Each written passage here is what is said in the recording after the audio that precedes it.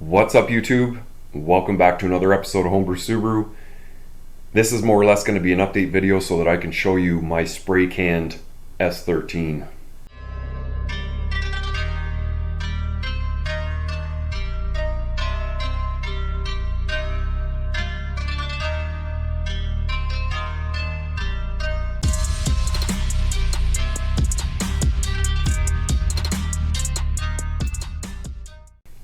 So what's up, everyone? I have been extra busy lately. I've been doing a bunch of little projects and a bunch of side jobs, like Tyler's GTR was in here a couple times. I've been working on things around the house, but I've also been working on the S13 and doing a lot of sanding on it to kind of get it to the point where I could spray it. I've been wanting to change the color of the car because when I do go to put insurance back on it, I want to be able to re-register it with a different color, so that I don't get pulled over because of the color of the car, which kind of happens here. So my main concern was actually getting the hood onto the car. The carbon fiber hood that was on the car kind of dipped down into the engine bay. I knew it wasn't going to work with the RB, so I've had the stock hood that was sitting at the side of the garage here for just inside for quite some time. It did have a lot of rock chips on the top and some rust pits from the rock chips. So I wanted to start with that. I've heard that it won't actually fit on top of the RB either, and I was going to have to cut it out, like this kind of the skeletal work on the other side of the hood. It turned out that I didn't have to, and I just kind of went to town sanding and spraying. So I'm going to show you a little bit of kind of fitting the hood, because that is the clip that I did take. I didn't take any footage of this, mainly because it's wrong. And what I did was not something I really, it's not that I don't recommend it, because it's just a cheap way to change the color of a car, but I am no body man.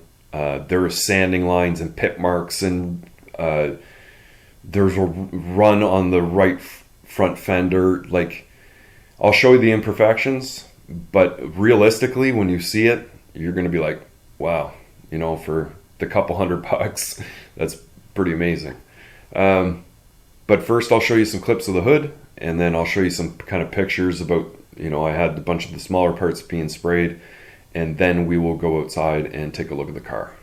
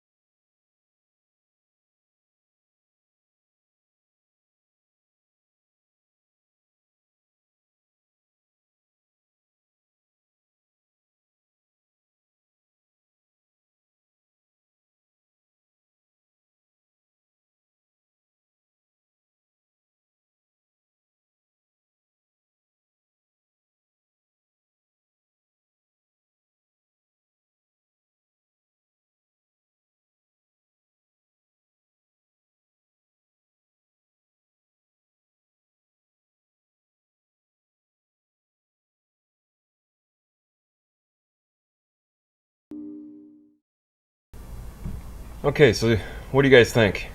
From what I can tell, the thing's fitting on there pretty good without trimming anything, just from using the actual spacers on the hinges.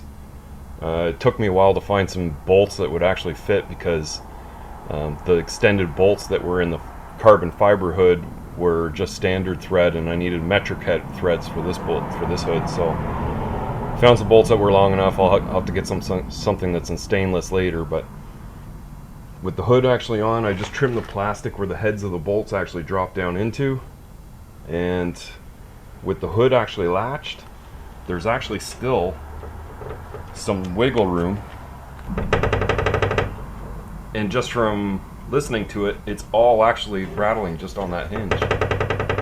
So I mean, even though that the insulation of the hood may be insulating it from actually rubbing on the motor or whatever, I've checked the throttle. The throttle works really good.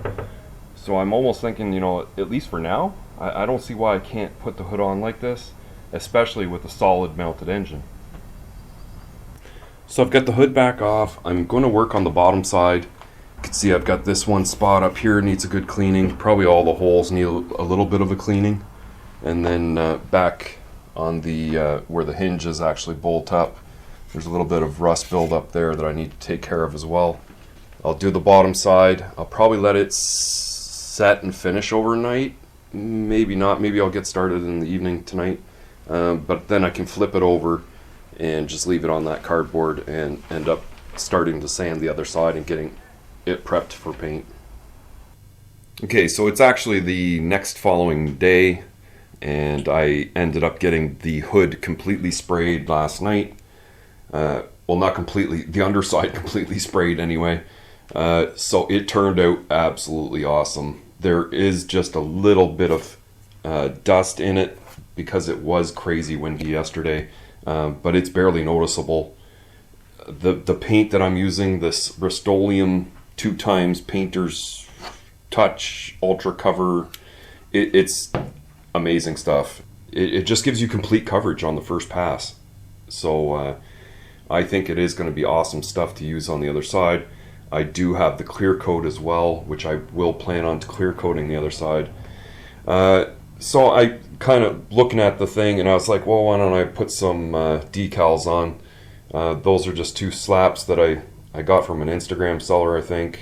And because of the language, I feel, well, they'll probably be better on the underside of the hood. An ISR decal. And this one I think I also got off IG, which I'll probably end up placing right there. So I'm going to stick those on, give this guy a flip, and get started on the other side.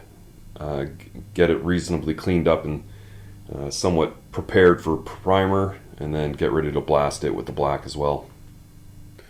So it is the following day, and I've had a few fails. I've gone to go get stainless hardware after work, and the place I usually get it is closed. Just COVID-19, I guess they're closed on Mondays now. So I go to the next place and I get some regular steel metric bolts. Come home, check the finish on the paint, seems okay. Pick up the hood, go place it on the car, and I start getting it propped up and repositioning it. And as I'm doing that, I can start to feel the finish loosening. And just having my hand here, I literally put a giant handprint right into the clear coat. So I mean, it was, you know, at that point it's like way too soft to install, and I had to bring it back in. I've given it another spray of clear coat to get rid of the handprint and any of the other places that I touched.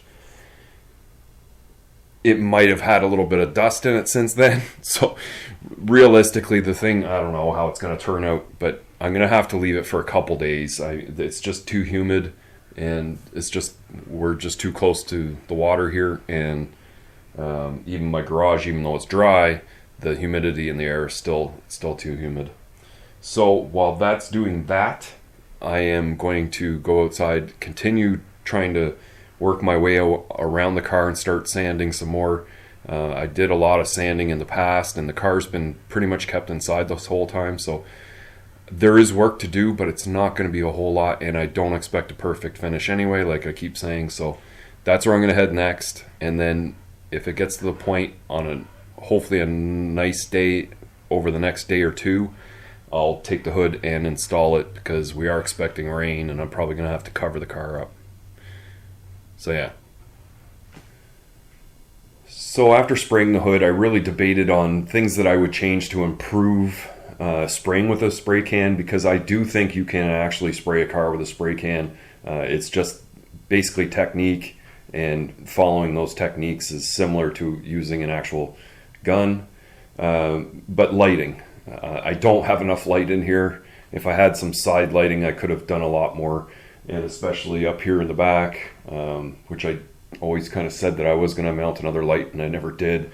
So I actually do have a light, and I was kind of situating that along the side while I was working to give me a little shine of light down the car so I could see a little better. But realistically, it still wasn't enough, and I would improve the lighting first of all. And I also think I probably should have had the hood standing up, so I could have taken nice wide even passes and really got good coverage. I was having a bit of trouble getting across to the center of the hood while I was spraying it, and it almost laid a little bit of tiger striping, but I think I got rid of it with some clear coat, because I did end up clear coating the hood.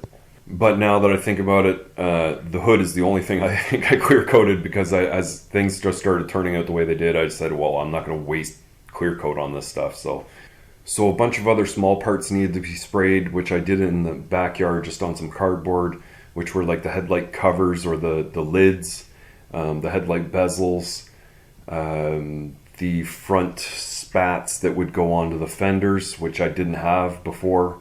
I ended up getting a 3-piece lip for the rear of the car, which I never actually showed you guys, but I did order one.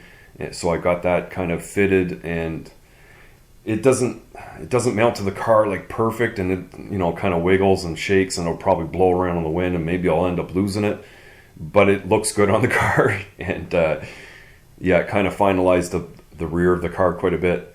The tail lights, I ended up respraying those in red with a couple coats of the red again, the translucent red. That really made them pop against the black, in my opinion. So as for everything else, it was pretty much all done in the garage here, even the front bumper. I kind of had it sitting off the car, the car covered when I did it. I did the car in sections, so I would choose like the door and the rear quarter, and then kind of did the rear skirt, and I just kind of took it by pieces to, you know, make sure I didn't have any like overspray, like just all over everything, I guess. And cans are pretty unpredictable when they run out, so I didn't want to get caught in certain sections trying to pick up a can and, you know, keep on spraying from where I left off. They start losing their pressure when they get down to about 30%, 25%, so you got to be, they'll start spitting after that. You got to be really careful, or you'll end up with some really strange looking paint. But for the most part, it's like any body man will say, or any painter, it's all in the prep work. If you do not have a nice smooth body, you are not going to have a nice paint job. That's just the way it is. So now we'll just take a look at the car and take a little walk around, and then I'll show you kind of the car section by section and show you little things that I did, or little things that are wrong with it.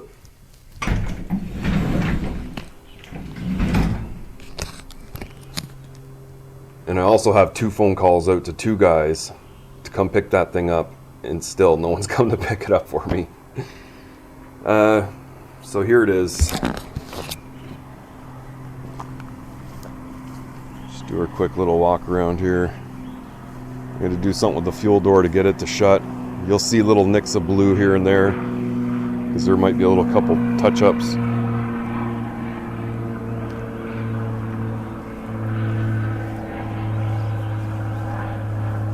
Yeah, I know you guys see it.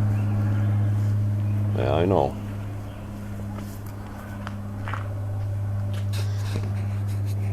But as you could see, there is certainly some flaws with the paint and the body. Starting here at the rear, we got the 3-piece lip on the back. It doesn't fasten up very well, but it looks good. I don't know how long it's going to last on the highway, so we're just going to have to wait and see. So I mean, coming into the bumper, I don't know how well the camera can pick up some of these cracks and flaws in it, but the bumpers are in really bad shape. The front and rear bumper are off a red car. The hatch door is off a silver car. And of course the hood was off a gold car that I had. There was Bondo filled all the way out to here, about 1 inch thick, so I just ended up breaking it off. I got tired of trying to sand all this stuff out and literally sprayed over top of it. This side of the car was in a lot better shape. There's a small run there. Another small tiny run there. The mirrors and trim all still need to be done, and the wipers and this little trim piece underneath the wipers still needs to be done. This fender, there's a run going right across here.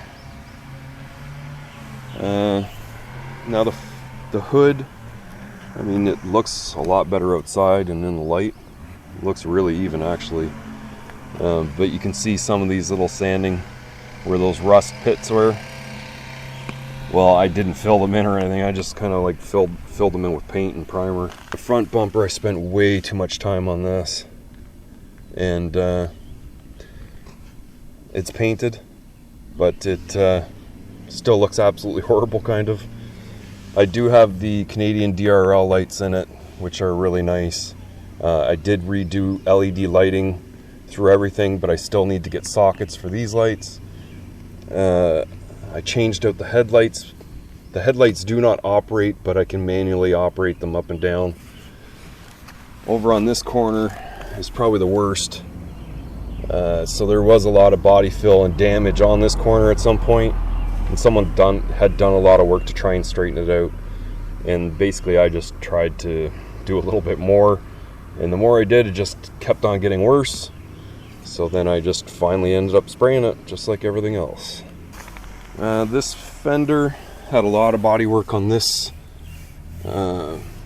this area here. There's a great big split going through it, and fortunately I got most of that out, but you can see that's probably where it's going to start cracking and working its way along. There's a whole pile of sanding lines and pit marks in there. The door also had a great big patch in here. Didn't turn out too bad. You can see a lot of the sanding lines and paint buildup all around the handle. And more bodywork going across the back here. It's looking kind of looking kind of like a $200 paint job. But honestly, as you get further away from the car, it does look pretty good, I'm gonna say myself. And when it's flying down the highway, well, no one's really gonna see it, and it's certainly not a show car. It's something for me to kind of troll the streets with, I guess.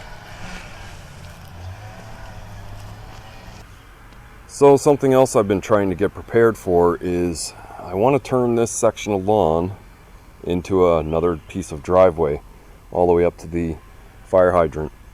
And I've talked to a guy. He's really busy, but he is going to come and do it for me at some point. Might have to give him a hand doing some of it, but pretty much just get crushed rock completely all the way along the driveway and up to that fire hydrant point, or just past a little bit, let the rock fall off a little bit, so that I can literally park another 1 or 2 cars up in here. So I ended up taking a saw and cutting all my trees back and bringing it all the way up to this point, because the limbs had gone out quite far, and there was a bunch of other stuff down in here, which I just kind of cleared. So I'd probably come all the way up to this pad of concrete with compacted crushed rock. And then I've got a feeling that one parked car would probably almost come up to this point, and then I might be able to actually squeeze in the second car, and then have a third car there, and one in the garage if I really need it, maybe another on the road. You know what I'm talking about. I kind of checked to see what the city bylaws are on this stuff, and there is actually no restrictions on vehicles on your property, only for businesses. So I should be able to get away with this, and then I'd probably like to just continue on with the crushed rock and go right through. Eventually have a second entrance in the back there, so that when I pull the Forester out, then I can have a lane to drive into the backyard. Small car collection, I guess.